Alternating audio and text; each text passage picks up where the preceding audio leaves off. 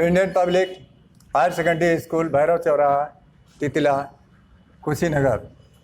Online class कक्षा 11 विषय हिंदी में आप सभी का स्वागत है। आज हम आप सभी को आपकी पाठ्य पुस्तक काव्यांजलि में संकलित पाठ साखी से 17वां दोहा आप सभी को बतलाने जा रहे हैं। सबसे पहले आप देखिए यहाँ पे लिखा है संदर्भ। तो प्रतिदिन हम आप सभी को संदर्भ के विषय में बताते हैं।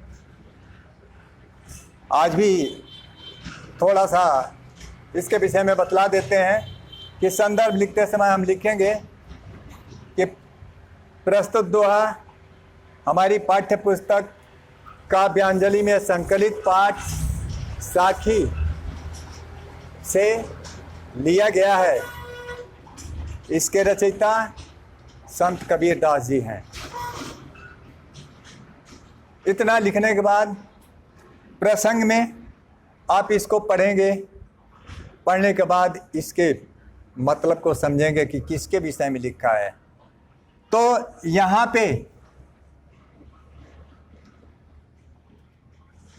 अंतर आओ तू का मतलब होता है ईश्वर से भीतर, अंतर माने भीतर। तो यहाँ फिर देखिए, ना हो देखो और को मैं किसी और को ना देखो, ना तुझे देखन दे। तो यहाँ पे आत्मा और परमात्मा के अलौकिक प्रेम के विषय में बताया गया है। अब शब्दार्थ के विषय में हम आपको बतावें तो ध्यान दीजिए। यहाँ पे नैना, नैना मीन्स क्या होता है? आँख। नैना माने क्या होता है? आँख। अंतर भीतर, अंदर। आओ तू मतलब आप, तुम।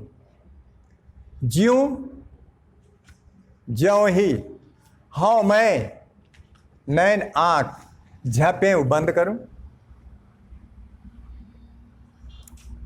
ना हो, ना मैंने नहीं, हाँ मैंने मैं, देखूं और को दूसरे को, किसी अन्य को। ना तुझ देखन देव, मैं तुझको देव माने दूं, देखन माने देखने। अब आइए इसकी व्याख्या करते हैं। तो लिखेंगे, संत कबीरदास जी कहते हैं कि ये आत्मा कहती है कि हे ईश्वर, ज्यों हों नैन झपे, कि ज्यों ही मैं अपनी आंखों को बंद करूं, ज्यों ही मैं अपनी आंखों को बंद करूं, त्यों ही आप मेरी आंखों के अंदर आकर बस जाएं। एक बार फिर देखिए, कबीरदास जी कहते हैं कि हे ईश्वर, मैं ज्यों ही अपने आंखों को बंद करूं, त्यों ही आप मेरे आंख के अंदर शीघ्रता से आकर बैठ जाएं या बस जाएं, जिससे ना हो देखूं और को, जिससे मैं आपके सिवा और किसी को न देखूं, जिससे मैं आपके सिवा किसी और को न देखूं, और ना ही तुझे किसी और को देखने दूं। भाव कवि का यह है कि आत्मा ईश्वर के प्रति अपने प्रेम को प्रदर्शित करती है, ईश्वर के प्रति अपने प्रेम को प्रदर्शित करती है। जब यह आत्मा ईश्वर का दर्शन प्राप्त कर लेती है तो सदा ईश्वर का ही दर्शन करने के लिए लालायित रहती है, व्याकुल रहती है। सांसारिक वासनाओं से वह दूर हो जाती है, अर्थात सांसारिक वासनाओं में नहीं पड़ती। अब आइए दोहा नंबर 17, 18। इसको देखिए, इसका भी संदर्भ वैसे ही हम लिख देंगे, प्रसंग के विषय में आपको हम बतला रहे हैं। तो इसको पढ़ेंगे, कबीर हरि रस। कौन सा रस? हरि रस पिया। तो इसमें कबीरदास कहते हैं कि जब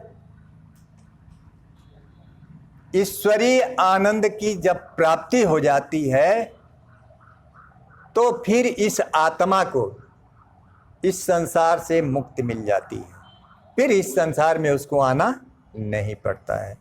तो प्रसंग में लिखेंगे कबीरदास जी, इसमें ईश्वरीय आनंद प्राप्त होने के बाद सांसारिक आवागमन से मुक्त होने के लिए बताए हैं।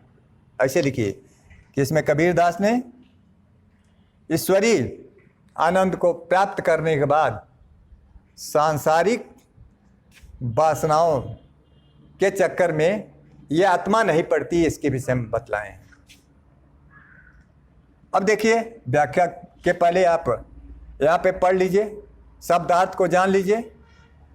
तो कबीरदास जी, हरि रस, ईश्वर का रस, ईश्वर का भक्ति रूपी रस। कौन सा रस? भक्ति रूपी रस। यो पिया, इतना पिया, इतना ग्रहण कर लिया, जिसके कारण बाकी रही न थाक। थाक माने इच्छा कामना, तीसरा थाक माने होता है इच्छा कामना। और देखिए, पाका पक्का हुआ कलश। कलश का मतलब होता है घड़ा, कुंभ। अब बहुर मैंने दोबारा न चढ़ाई, नहीं चढ़ता है। चाक, कुम्हार का चाक। तो आइए इसकी व्याख्या कर लेते हैं कि कबीरदास जी कहते हैं कि मैंने राम नाम रूपी रस को इतना पी लिया, इतना पी लिया कि उस राम नाम रस को पीने के बाद मेरे मन में और किसी प्रकार की कामना, इच्छा शेष नहीं रह गई, अर्थात मेरी इच्छा पूर्ण हो गई। एक बार फिर देखिए, कबीरदास जी कहते हैं कि मैं राम नाम का रस इतना पी लिया, इतना पी लिया कि उस राम नाम के रस को पीने के बाद अब मेरे मन में और किसी चीज की कामना शेष नहीं रह गई। एक उदाहरण देते हुए कबीरदास जी कहते हैं कि जिस प्रकार से कुम्हार का कच्चा घड़ा आग में पक जाने के बाद वह घड़ा जो है फिर दोबारा कुम्हार के चक्के पर नहीं चढ़ता है। उदाहरण देते हुए कबीरदास स्पष्ट किए कि जिस प्रकार से एक कुम्हार का कच्चा घड़ा आग में पक जाने के बाद फिर कुम्हार के चाक पर दोबारा नहीं चढ़ता है, ठीक वैसे ही जब राम नाम का रस ये आत्मा पी लेती है तो फिर दोबारा इस संसार में उसको आने की जरूरत नहीं पड़ती है, अर्थात इस आत्मा को इस संसार के आवागमन के चक्र से मुक्ति मिल जाती है। अब आइए ये दुआ नंबर 19 को देखते हैं।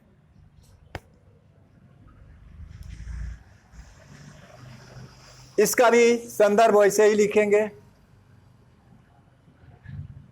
प्रसंग में लिखेंगे, थोड़ा सा पढ़ करके देख लीजिए इसको कि हेरत हेरत हे सखी रहया कबीर हिराई, बूंद समानी समद में शोकत हेरी जाए। इससे स्पष्ट होता है कि कबीर दास इसके विषय में लिखे हैं कि यह आत्मा जब ईश्वर में विलीन हो जाती है तो इस आत्मा का अस्तित्व समाप्त हो जाता है। तो इस स्पष्ट लिखिए कि इसमें कबीर ने बतलाया है कि यह आत्मा जब ईश्वर में विलीन हो जाती है तो आत्मा का अपना निजी अस्तित्व, निजी रूप क्या हो जाता है? समाप्त हो जाता है, ईश्वरीय रूप हो जाता है। अब आइए इसके शब्दार्थ को देखते हैं। तो हेरत हेरत, हेरत माने खोजना होता है, डबल दिया, हेरत हेरत मतलब ढूंढते ढूंढते, खोजते खोजते। हे सखी, कौन सखी? आत्मा रूपी सखी। रहया कबीर हेराय, कबीर अपने आप को खो गया।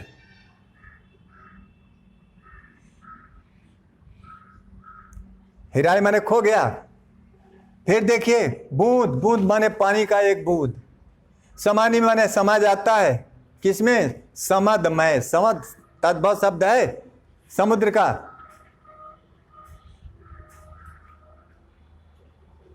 समद तद्भव शब्द है, तो यह समद का मतलब होता है समुद्र।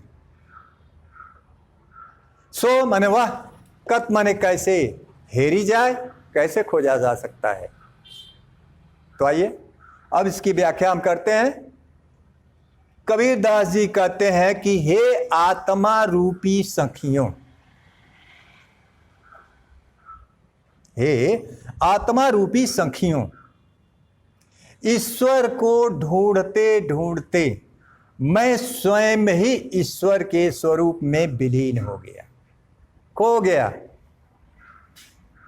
एक बार फिर से देखिए, कबीरदास जी कहते हैं कि हे आत्मा रूपी सखियों, मैं ईश्वर को ढूंढते ढूंढते स्वयं ईश्वर के रूप में विलीन हो गया। इसका एक उदाहरण देते हुए कबीरदास जी कहते हैं कि बूंद समानी समद में, यहां पे ध्यान दीजिएगा कि एक बूंद पानी का समुद्र में गिर जाए तो, कहते हैं बूंद समानी समद में, एक बूंद पानी अगर समुद्र में समा जाती है तो शोकत मतलब वह बूंद कैसे खोजी जाएगी, अर्थात ये असंभव है। पानी का बूंद समुद्र में गिर गया तो समुद्र में गिरने के बाद पानी के बूंद का अस्तित्व समाप्त हो जाता है, वह समुद्र का रूप धारण कर लेता है। ठीक इसी प्रकार से कबीर अपने आत्मा के विषय में कहते हैं कि हे आत्मा रूपी सखियां, मैं ईश्वर को खोजते खोजते ईश्वरीय रूप में स्वयं विलीन हो गया। और जब मैं ईश्वरीय रूप में विलीन हो गया, ईश्वर के रूप में स्वयं विलीन हो गया, तो मेरा अपना अस्तित्व समाप्त हो गया। भाव कवि का है कि जब ये आत्मा ईश्वर में इस संसार को छोड़ने के बाद जाती है तो ईश्वर में विलीन हो जाती है, वह ईश्वरीय रूप को प्राप्त कर लेती है। जिस प्रकार से एक बूंद पानी का समुद्र में गिर जाने के बाद वह सब बूंद, उस बूंद का अस्तित्व स्वयं अपना रूप समाप्त हो जाता है, वह समुद्र का रूप धारण कर लेती है। अब आइए इसके काव्य सौंदर्य में दिखा देते हैं। तो भाषा तो प्रतिदिन आप लोगों को बताया जाता है कि इसकी भाषा क्या होती है, सदुपकड़ी है। अलंकार में रूपक, अनुप्रास,